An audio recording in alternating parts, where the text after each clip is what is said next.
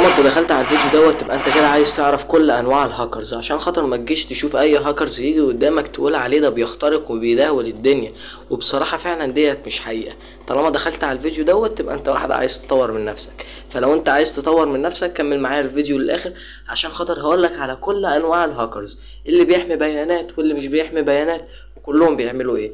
فسمي الله كده ويلا بينا نبدأ.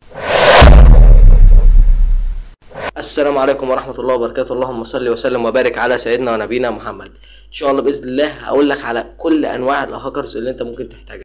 تعالى بينا كده نبدا يلا باول نوع. اول نوع معانا اللي هو الوايت هيت هاكرز. الوايت هيت هاكرز دوت اللي هو بيكون شغال مع الحكومه او شغال في شركه محترمه، يعني دوت يا عم اللي انت تقدر تقول عليه كده بكل بساطه القبعه البيضاء. يعني ايه القبعه البيضاء؟ يعني هو حرفيا اللي بيكون مسؤول عن امن الدوله، وبيكون مسؤول عن اي حاجه تخص اي شركه محترمه وشغال فيها، يعني بيكون ماشي في سكه الاخلاقي وما بيكونش ليه اي حاجه تانية، وفي نفس الوقت بيكون هاكر بس مش قاعد بيضرب على الشاشه اي حاجه.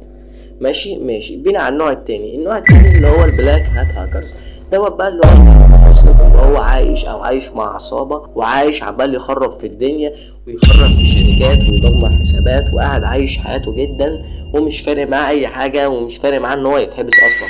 هو وظيفته ان هو قاعد يدمر المكان وفي الاخر يتقبض عليه سهل عادي جدا. فما انصحكش ان انت تكون من دول، خلينا في الوايت هات هاكرز دول. ماشي. النوع التالت معانا هو الجري هات هاكرز دوت اللي هو بيكون بصراحة كده بين البيبين، يعني تقدر تقول عليه نص ابيض ونص اسود. دوت بيكون وظيفته ايه بقى يا معلم؟ دوت بيكون وظيفته ان هو يشتغل شوية هنا وشوية هنا، بمعنى اصح كده بيلعب على الشيدين، يعني شوية بيكون هنا وشوية بيكون هنا، شوية بيكون بيحمي انظمة ويحمي بيانات ويحمي سيستم، وشوية يكون مخترق وبيلعب في البنية التحتية ومبوظ الدنيا وخاربها حرفيا. الرابع بقى اللي هو سكريبت كيدز. والسكريبت كيدز دوت اللي هو اصلا بيكون مش عارف اي حاجه عن الهاكر بس عايز يخترق. شفت انت واحد بيقول لك مش عارف يقتل بس هو نفسه يقتل وهينفذها ازاي ما تعرفش. هو دوت كده مش بيعرفش اي حاجه حرفيا.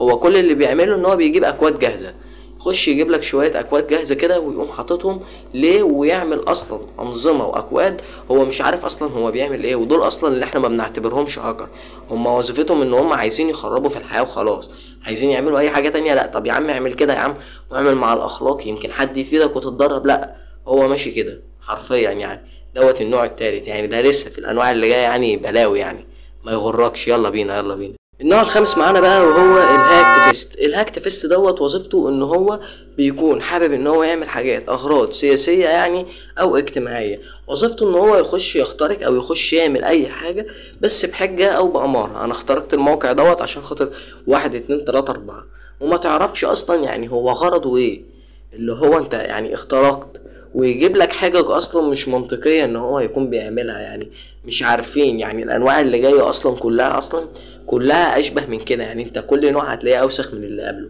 مش عارف ليه. يعني هو يعتبر مفيش اصلا نوع كويس الا اول نوع قلته اللي هو الوايت هات هاك دوت يعتبر هو احسن الانواع، لان دوت بيكون ماشي في الاتجاه الاخلاقي دايما. ودوت اللي انا بنصحك بيه لو انت ماشي في مجال السكيورتي، واللي ان شاء الله باذن الله هنتابعه في السلاسل اللي جايه. بس تابعني بس.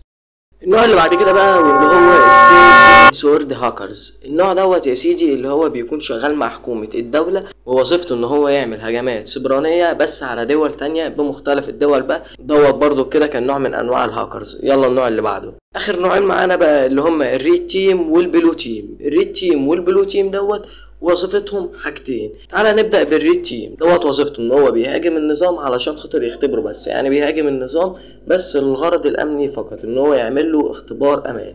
بعد كده النوع اللي بعد كده وهو البلو تيم. دوت وظيفته ان هو بيحمي وبيدافع عن النظام ضد اي هجمة. وبس كده يا سيدي. كده انا شرحت لك حرفيا كل انواع الهاكرز علشان خاطر لما نيجي نشرح مصطلحات او اساسيات في السكيورتي تكون عارف انت داخل عن ايه. ليه انا شارح لك كل انواع الهاكرز، ما تجيش تيجي تقول لي ايه النوع دوت وايه النوع دوت. يعني احنا ان شاء الله باذن الله نقعد كام فيديو كده هنتكلم مع بعض عن انواع السكيورتي وايه، واحكي لك قصص مشهوره تديك حافز كده وبتاع، علشان خاطر لما نخش على مصطلحات او اساسيات شبكات تكون عارف انت بتتعامل مع ايه. وبس كده. لو استفدت بقى ما تنساش الاشتراك في القناه وتدوس لايك. والسلام عليكم.